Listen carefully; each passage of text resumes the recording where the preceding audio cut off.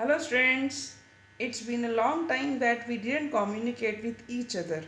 So, today, here I find a way to have talk, and I hope that you will understand the situation and get a bit inspired from it.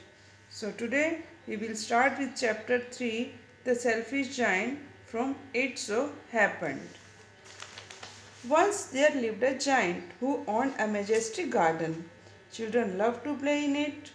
When the giant returned from one of his long trips, he discovered that children were playing in his beautiful garden. Students, एक बार एक giant होता है जो एक बहुत beautiful garden में रहता है. चिल्ड्रन वहाँ पर खेलना बहुत पसंद करते हैं.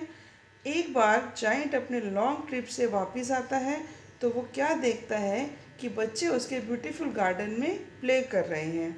This made the giant furious. इससे जाइंट को बहुत गुस्सा आ जाता है and he ordered the children to leave the place at once. और वो बच्चों को ऑर्डर देता है इमीडिएटली मेरे प्लेस को लीव कर दो. He built a large wall surrounding his garden and put up a notice, trespassers will be prosecuted. वो अपनी गार्डन के चारों तरफ एक वॉल बना देता है और एक नोटिस लगा देता है कि जो भी मेरे गार्डन में आएगा मैं उसको पनिश करूँगा. Now what happen? Children scared from it. बच्चे उससे डर गए. They often use to remember the garden but they didn't go there. वो गार्डन में जाने को बहुत याद करते हैं पर वो डरते भी हैं. Now what happen? The season changed. अब सीज़न बदल गया है and there was spring all over the country. अब पूरी कंट्री में स्प्रिंग सीज़न आ गया है. But the giant's garden still had winter. But giant के गार्डन में अभी भी विंटर ही है. वहाँ पर कोई स्प्रिंग नहीं आया. In fact his garden turn icy. अब उसके गार्डन में चारों तरफ सिर्फ बर्फ और स्नो है. While inside the house the giant could only wonder why spring had not arrived. अंदर बैठकर जाइंट ये सोच रहा है कि मेरे यहाँ पर स्प्रिंग सीजन क्यों नहीं आया. One day why lying awake in his bed. एक दिन वो अपने बेड पर लेटा होता है. He heard a beautiful music. उसको बहुत एक सुंदर म्यूजिक की आवाज़ आती है. This happen because he had not heard any music for a long time. उसको ऐसा इसीलिए लगता है क्योंकि उसने काफ़ी समय से किसी म्यूजिक की आवाज़ नहीं सुनी होती. क्यों? क्योंकि तो वो अपने गार्डन में रहता है ना. He went to the window and saw it was only little linnet. वो उठकर अपनी विंडो के पास जाता है और वो क्या देखता है? ये तो एक बर्ड की आवाज़ है. He saw that through a little hole the children had crept inside the garden. वो उठकर जब देखता है विंडो में से तो वो क्या देखता है कि बच्चों ने दीवार में एक होल कर लिया है और वो सभी उसके गार्डन में खेल रहे हैं. The trees had welcome the children. जैसे ही बच्चों ने गार्डन में एंटर किया सभी ट्रीज ने उनका वेलकम किया. And shed the snow spread. अब वहाँ पर कोई बर्फ़ नहीं है, कोई आइस नहीं है. The birds flew in the garden.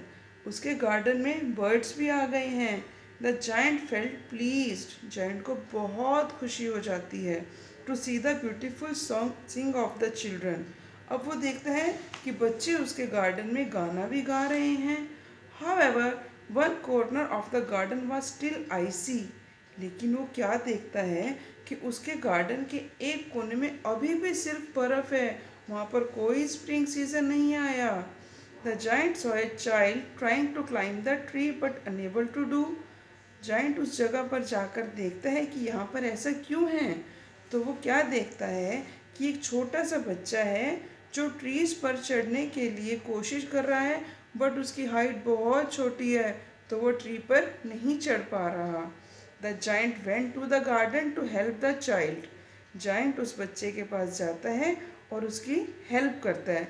But as soon as other children saw him they ran out of the garden. लेकिन दूसरे बच्चे देखते हैं कि जब वो जाइंट उस बच्चे के पास आ रहा है तो वो डर के मारे सारे बच्चे गार्डन छोड़कर चले जाते हैं.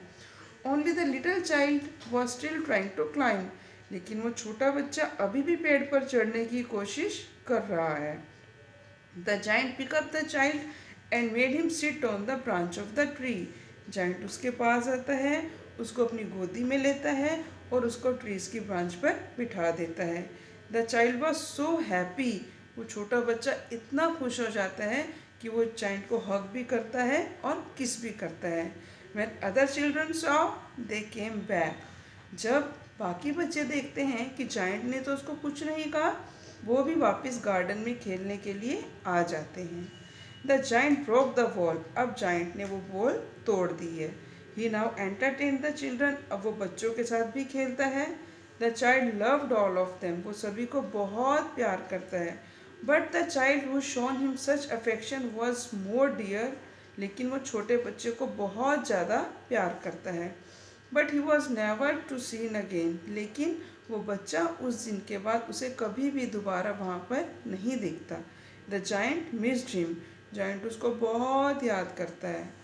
Time passed and the giant grew old. अब काफ़ी समय बीत चुका है और अब वो जाइंट ओल्ड बूढ़ा हो गया है। One morning when the child looked out of the window he saw the same child। एक दिन जाइंट अपने विंडो में से देखता है।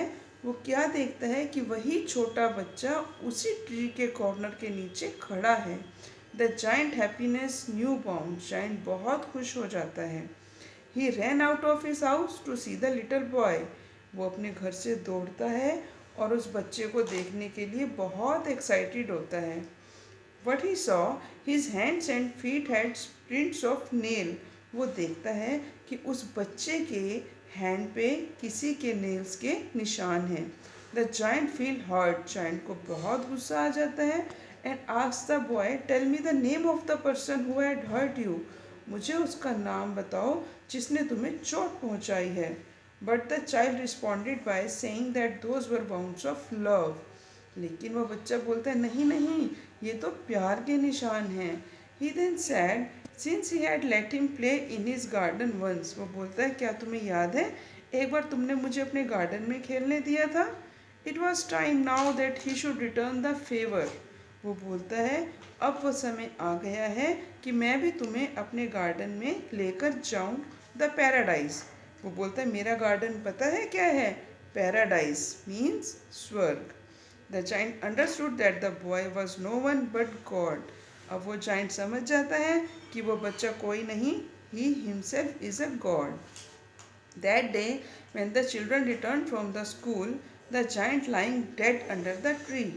उस दिन शाम को जब सभी बच्चे स्कूल से खेल कर वापिस आते हैं, उस गार्डन में खेलते हैं, तो वो देखते हैं कि वो जाइंट डेड है और एक ट्री के नीचे उसकी डेड बॉडी पड़ी है। His body was covered with white blossoms. बच्चे क्या देखते हैं कि उसकी बॉडी वाइट कलर के फ्लावर से पूरी स्प्रेड हुई हुई है। So this was all about the summary of this chapter. Now at last I would like to tell you what's the moral of the story. So, moral of the story is that we should always be sharing and caring in our mind।